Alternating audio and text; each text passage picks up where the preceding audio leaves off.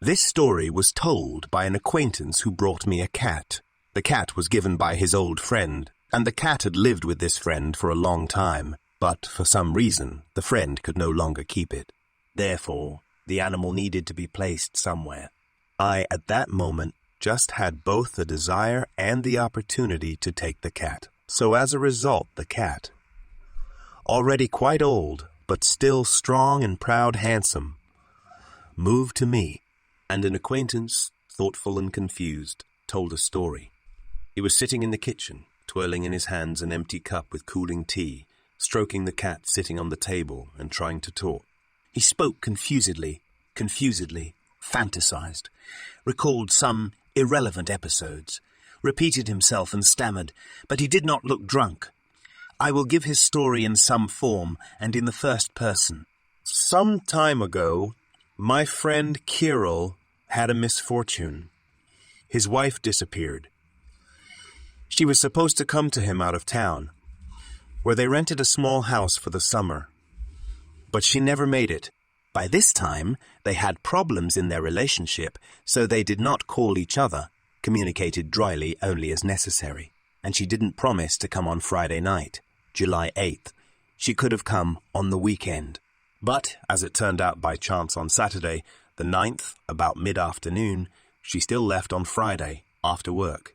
Her mother called her about something, and her cell phone was unavailable. Her mother got worried, started calling her son-in-law, and he didn't know. She didn't come. Kirill is a slow learner, but in such cases he thinks fast. The police start looking for adults only 3 days after the report, and the count can go on minutes. It's been almost 24 hours since his wife disappeared. All in all, it looked very bad. So, Cyril's got everyone he can think of on his side, and someone gave him contacts of some special private people who, can find anyone very quickly. Only they don't work officially and charge a lot. Kirill, of course, paid. He didn't tell me how much and what he had to pay, and I, of course, didn't bother asking. But it was obvious that it was really expensive, very expensive. Very expensive. However, it was worth it. My wife was found, alive and unharmed. After another spat with her husband, she harbored a grudge, and instead of going to him, rushed to the corporate party, then to a friend. And her cell phone was either dead or just did not take there. In general, everything ended, well, those privateers, and delivered her to her husband on Sunday, July 10, safe and sound. Happy ending. But then the strangeness began. Kirill began to notice that his wife is something different. It seems to be the same person. The same person. Who else? But not quite. She looked a little different. Her habits had changed. Not fundamentally, but quite definitely. And so on. It was as if his wife hadn't come back then, but her twin sister.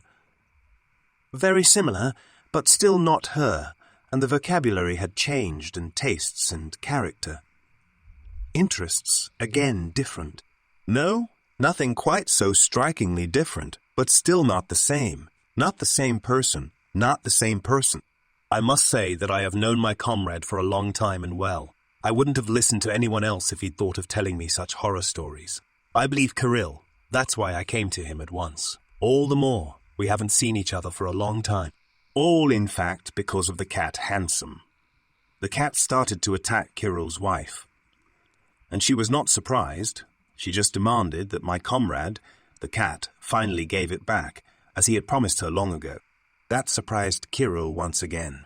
He didn't remember that the cat and his wife had fought, and he didn't remember his promise to give the cat back either. I know what you're thinking right now. Those private detectives who recovered stolen cars in the 90s, right? Well, you go to an agency like that, they write down all the details of the missing car, and then they bring you the same one. The signs coincide to the smallest detail, and a certificate from the traffic police, then the traffic police in a package. But of course it's not your car, it's not missing. The same theft. Just, it turns out, under your personal order, plus tweaking to make the description match more accurately. It's fast and sure, albeit expensive, but still cheaper than buying another one. Many people agreed. There is no chance to return a stolen one. It has long been driving under other numbers or dismantled for parts. Kirill, as far as I understand, thought the same thing. So he was sad. What can you do? Nothing. But here's the interesting thing. He couldn't remember who had given him the contacts of the privateers who had found his wife. He didn't have time for that, and it was impossible to find out. However, he had kept the contacts himself. So, when he was really desperate, he called that agency again, and then he went there again. It turned out to be a dry cleaners, and they'd been there for 4 years. A detective agency with such or similar name doesn't exist at all. It's not listed anywhere.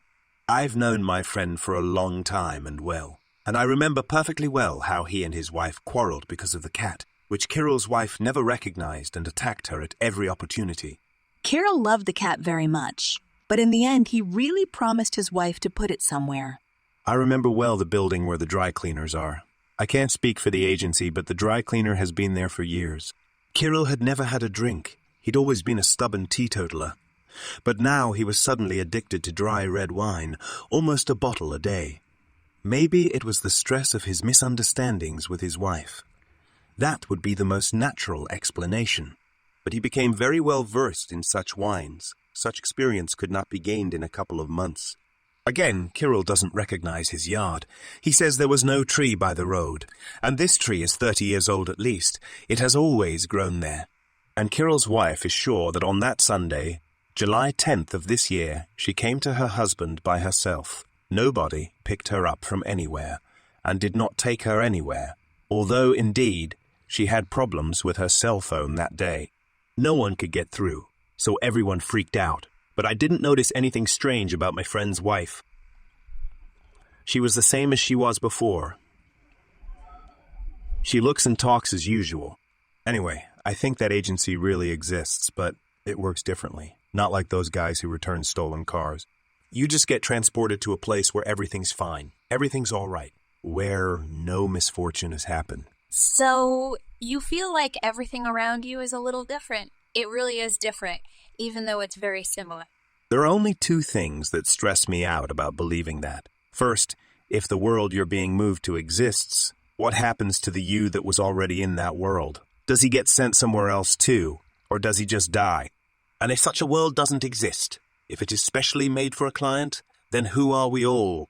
Are we just extras with a fictional memory, more or less accurately recreated for Kirill's requests from another reality? That Kirill, who didn't want to live in the universe where he lost the person most dear to him,